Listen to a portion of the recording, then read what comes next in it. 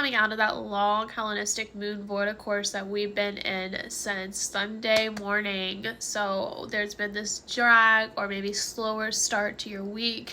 And today the moon in Scorpio will start to make a trine to Mars, which is going to inspire more action, more motivation, and help things start to manifest in your life. Moon in Scorpio, you may be dealing with more deeper emotions, more intense feelings, more things of like, I need this, I want this, I desire this, and it feels very important and necessary to go after. And Mars, of course, moving direct in Cancer, is still revisiting or reviewing a lot of the actions that you had paused on, and maybe now you see with a clear vision what you want to do instead. Main also thing for today and then also tomorrow is that the sun is going to be conjuncting Neptune, and that is again the last little bit of Pisces season before we start an entirely new shift with the sun entering Aries, but then also later in this month Neptune entering into Aries. This is like a real big thing because all up to this point this year, all the way up to this point this year, we've been reviewing things, right? We've had this Mars retrograde,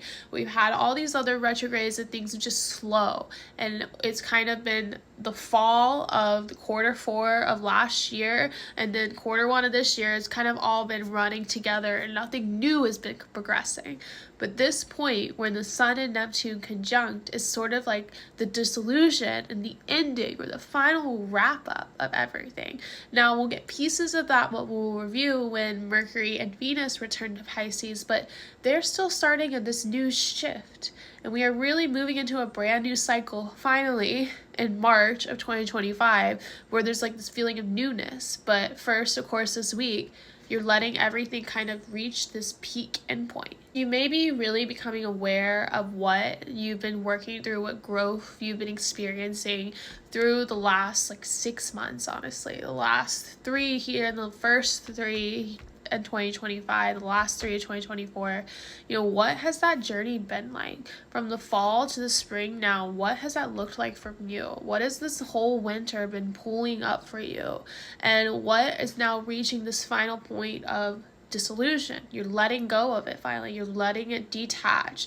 And that's very the sun Neptune. It can also be very spiritual. It can be very much tapping into that higher belief or the higher mind, whatever you believe in, having more prayer, having more kind of faith into the process, because we are finally getting ready for a new cycle to begin with Aries season. To learn more about this astrology and everything else we have going on, listen to our podcast, Two Girls Talk Transits, available on Spotify, Apple, and YouTube.